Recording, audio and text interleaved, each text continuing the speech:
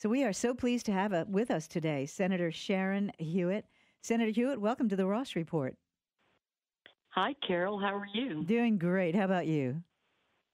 Just great. Thank you. Well, I tell you, I was very pleased to hear from your folks to have you on the show because we've watched from afar your work in the legislature and have been very impressed with what you've been able to accomplish and the courage that you've exhibited in the absence of maybe some other folks being as courageous to speak out about the truth about certain things like the budget, et cetera.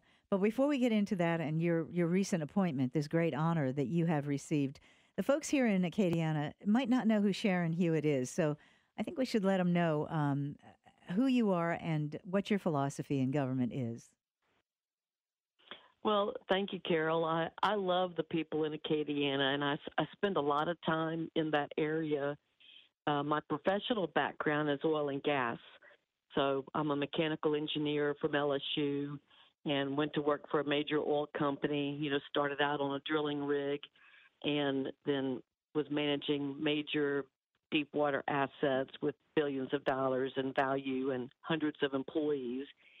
And so I have very close ties to folks in Lafayette. Of course, oil and gas is a big part of you bet. The economy there. Yes. And a very important part of the state's economy, and I think should be a more important part of the state's economy.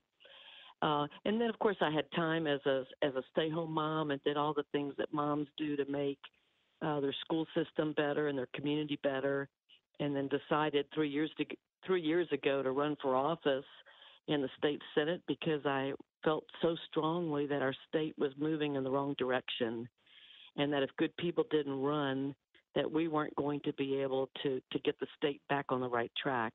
And so I've hit the ground running. I have a real sense of urgency in bringing my business skills to the discussion and wanting to, grow the state's economy, shrink the size of government.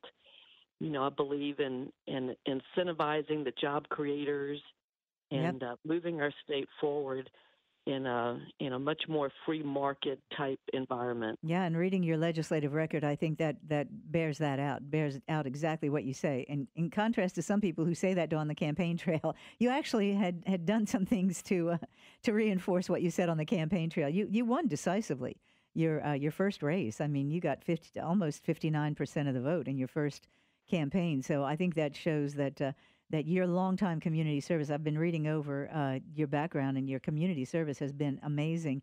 And I think your professional life has been incredible in terms of this is a field. It still is a field that mechanical engineering and being in the oil and gas industry and working on an oil rig and that sort of thing. That's a little bit different still in terms of women. And I think you have. You've kind of broken the mold in a lot of areas in your work with Shell Oil. Well, I have, and of course I didn't think of it so much that way at the time. I really was just trying to do the best job that I could do with the skills that God had given me. Mm-hmm. And, and I still try to do that. But I do believe that all of those jobs, both professionally as well as my volunteer work, kind of prepared me for time in the legislature. It is kind of an uphill battle sometimes. It is still kind of a man's world. And, they're not quite sure what to do with engineers sometimes. We think a little bit too logically, and we have a sense of urgency. Oh, yeah, stop making sense. That doesn't work in government. Yeah. You got to stop making sense. Well, this latest honor, exactly right. This latest honor is obviously a nod to all of the good work that you've done. And the fact that you courageously stood up to the governor when everybody else was just kind of going along with it, and he was saying that he cut the budget by $600 million, and you just pushed back and said, "No, not true." And I think that really, I'm serious. That you stood out to a lot of people for saying that, for being that courageous as a freshman legislator to point out the truth. Sometimes the truth hurts. Well, I had a plot, a 10-year plot that showed differently. My plot was 10 years of budget history, and I could see that the state's budget continued to grow every year, including and especially during the years that this governor has been in office. Yeah. And so I really couldn't understand how he could claim that he had cut the budget by $600 million and he still makes that claim surprisingly. I saw But that just recently. I did see that. And they say that with a yeah, he straight face, does. he and his minions, and they seem to get away with it, and not too many other people challenge them. Well, of course, we know what the real answer is, and it turned out after he found the data that he claimed he had that backed that up, and the press got into it. I think they basically concluded that I was right, and that the budget has continued to increase. The budget he has proposed this year is the largest in the state's history, and so we don't think like everyday families do and operate like businesses do, small businesses. We take every nickel that we think we're going to collect this year and spend every dime. Instead of looking first at what do we really need to run state government and what are the priorities of state government and where is it appropriate for state government to provide programs and services, and then what will it cost us to do that? Exactly. I And mean, so I hear too little of that, and I'm glad that there is someone over there with your background who continuing to point that out. Now, I want to talk about this recent honor. We do have to take a very brief break, and about 3 minutes or so, and then we want to come back and talk about this great honor that you have received. And I think it shows that there are a lot of folks in the Republican Party who are looking at your courage and at your background and your work ethic, and are looking at you as a leader, not only on the state level, but on the national level. And I think that bodes well for Louisiana. So if you can hang around for a few more minutes, and we'll continue and talk about this, and and then the final thing I want to do is talk about looking at the future and where you see the state going from here. We'll be right back with State Senator Sharon Hewitt on the Ross Report. Don't go away. All right, we're back on the Ross Report with Senator Sharon Hewitt. Now, Senator, you have just recently been named a very prestigious position with the Republican Legislative Campaign Committee. Tell us about that, and that it's listed as a caucus of the Republican State Leadership Committee. Tell us about those organizations. Well, the Republican Legislative Campaign Committee, RLCC, is the only national organization that's dedicated exclusively to electing more Republicans to state legislatures.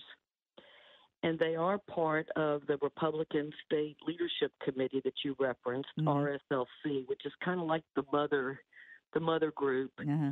Underneath that group is like the Republican Governors Association, the Lieutenant Governors Association, Attorney General, et cetera, and RLCC. So RLCC is the legislative arm of the national party.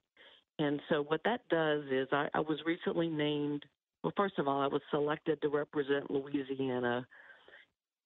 Yeah, but you're on the executive committee. I mean, that's pretty good. That's pretty great, actually. Yeah, and right. And then, thank you, recently named to the executive committee. And so what that's going to do is give me considerable influence in terms of how resources at the national level are deployed to the different states for legislative races.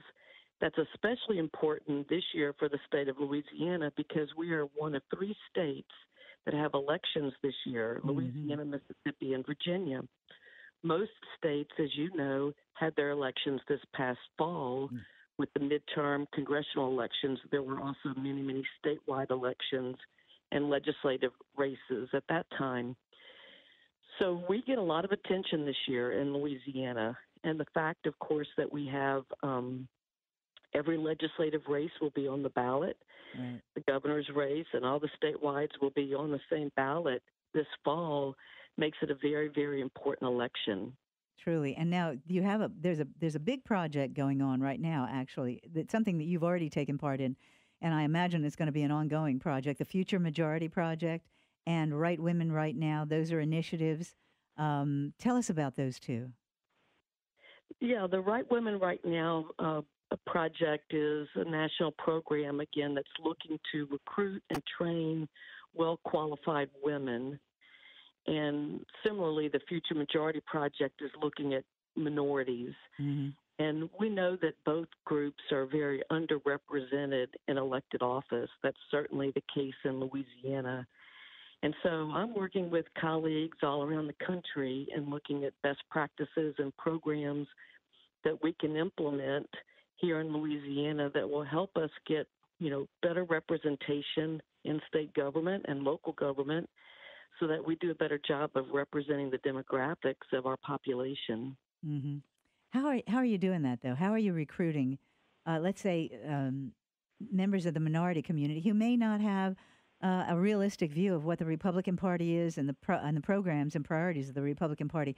How do you reach out into the minority community and do that kind of educational process? Well, it turns out to be very much a kind of a one-on-one personal connection.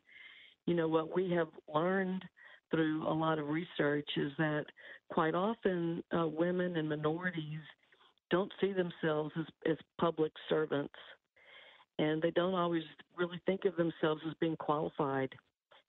People have to be asked in those populations. They have to be encouraged to run, and they have to be asked to run.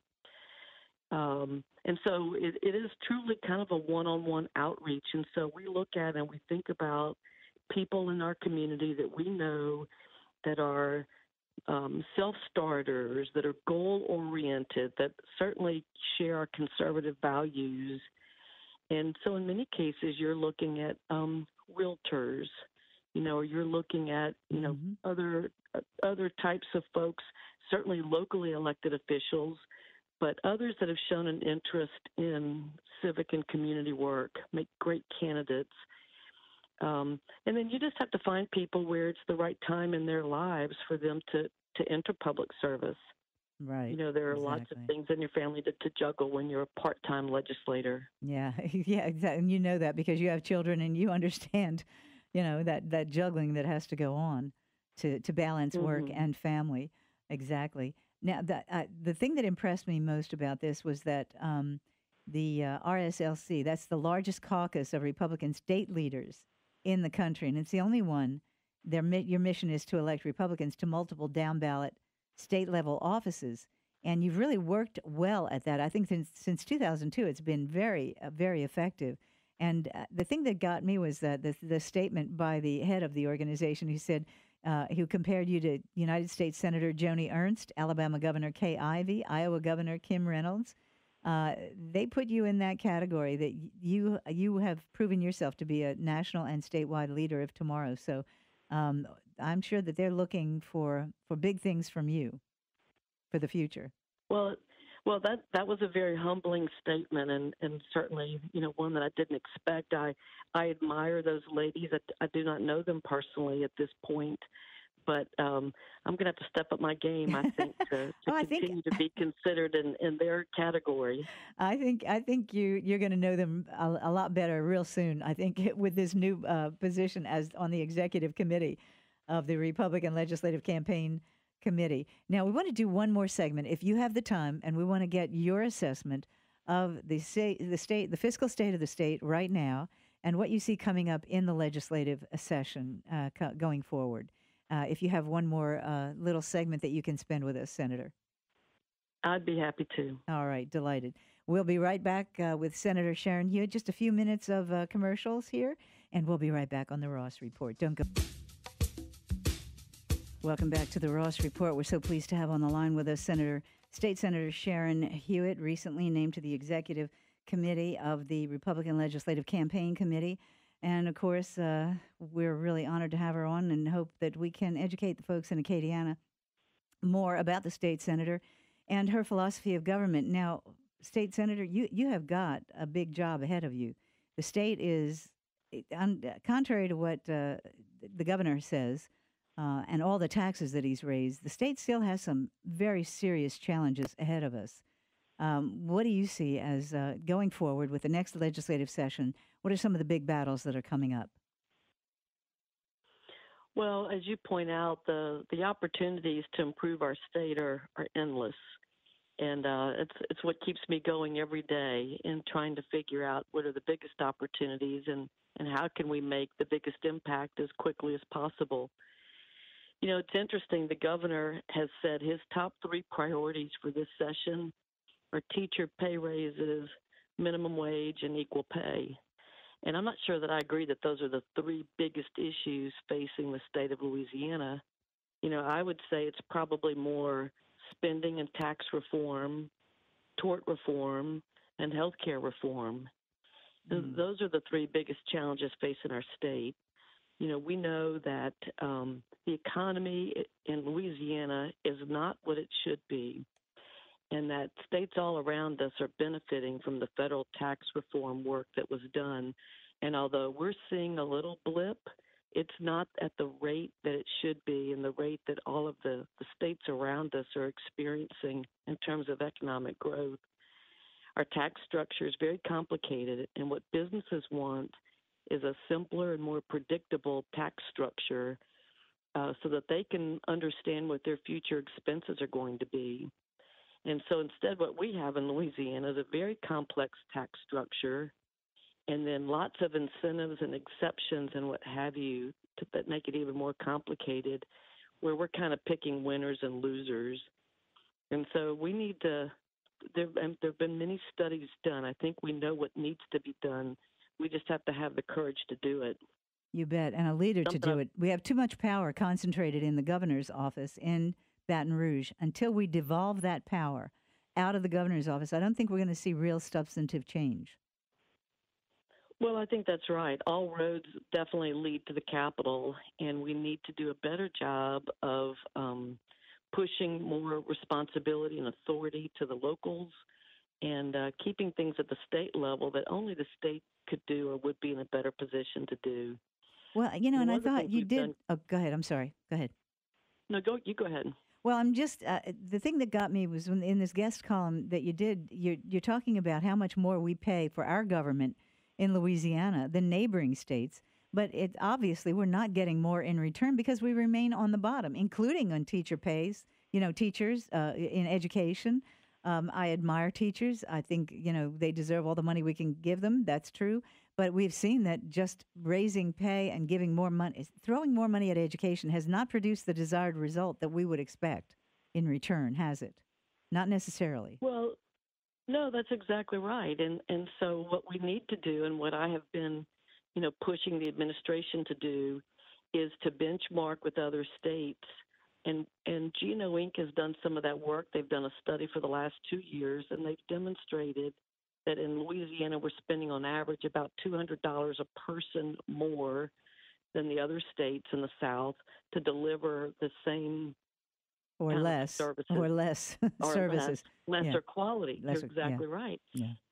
So when you take that $200 a person and you multiply it times 4.6 million people, you're talking about $1 billion. So it's not an insignificant amount of money. And like you said, we're not getting the same quality of services in Louisiana as we would like. Mm-hmm. And so I think that other states are doing things better.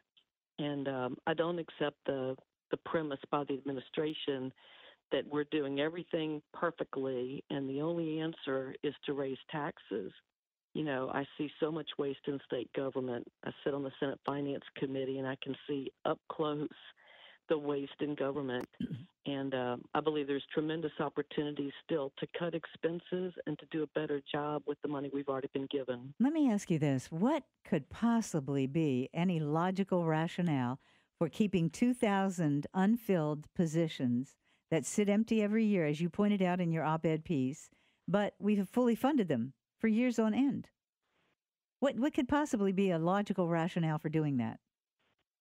Yeah, it's a little bit of a game, so you ask for the positions that you need so that we fund those, and then when they don't fill all the positions, they take the money then that was appropriated for those positions, and with permission from the administration, they end up moving that money to fund other parts of their budget. And so, we've had a hard time really getting a handle on that. So they're just listed as line items? That's nothing more than a slush fund. I mean, if there's no legislative oversight and we don't have any real description of what the money is going for, that's by definition a slush fund, isn't it? It is. It's very difficult. I mean, in their defense, when someone leaves a job, you don't fill the job the very next day. So there is always a lag, and so there's always vacancies, and there's always people kind of coming and going through state government. Right. but I'm quite positive that we are overstaffing. We're certainly over appropriating money in terms of people. We also know that our spending is not very linear, so there's a tremendous amount of spending that happens in state government in the last month or the last quarter of the fiscal year. Oh, yes. We know that little game that they play, Yeah. So That's I don't right. want my budget cut for next year, so I'm going to spend it all. How many rooms do you think scattered throughout state office buildings filled with furniture that was never used because they had to pad the Quite a budget? few. Yeah, I know. I'm laughing because it hurts. Anyway, it only hurts when I laugh, right? But the other thing that I thought was interesting, Senator, was the fact that you pointed out that in the Louisiana Department of Health alone, and we know the problems we have there now, and will continue to have, that there are one out of every 10 jobs are phantom jobs that we pay full salaries for, and we never fill them. Is that still going on? It is, and it is again. It is a very difficult number to get a handle on, and we've done some work on that, and it gets to be, I don't know. It's just a battle. Everything is an uphill battle. It seems like, one of the things that I've actually been doing a lot of work on also, Carol, has to do with dedicated funds. Mm-hmm. That's another way we handcuff ourselves. Oh, And you so bet. we have about $7 billion. It's about 400 funds where we dedicate funding right off the top, and then all we can do is appropriate the money that's not dedicated. And so in some cases, we're funding things like the Boll Weevil Fund, which maybe 30 years ago made great sense, and it doesn't make as much sense now. And it prevents us from being able to really prioritize our funding because those entities that have dedicated funding are not having to compete for funding. Yeah, They're getting it right off the top. exactly. Well, I don't remember voting for the Boll Weevil Fund. I may have, it might have been a rationale for it doing it. But I mean, 400 funds, 400 It, funds. Mm, it's 400 funds. Some of them were dedicated in the Constitution where you did have an opportunity to vote. Most of them were dedicated in a law that was created in statute by a legislator, like the Boll Weevil Fund was actually done that way, a statutory so a dedication. lot of them could be statutorily undedicated. That's exactly right. And we actually been studying that for the last 2 years. I'm leading a committee that's been studying that. Last year, we studied half of the funds, and we actually undedicated about $120 million worth of funds. And those entities now will have to come to the table Hmm. and make their pitch for funding and defend their funding and compete for funding with everybody else. Wow. I This want year, we're reviewing the rest of the funds, and so hopefully we'll have some similar success. Unbelievable. We need more people like you over there. I'm telling you, Senator, because I hear a lot of things that just make my head spin. The other thing that worries me very much, and I know it worries you and anybody else who's looking at the facts, the Medicaid expansion. Good grief. This is going to bankrupt this state. It is actually the thing that keeps me awake at night, Carol. It is going to bankrupt the state. It is bankrupting other states. It's not a sustainable model.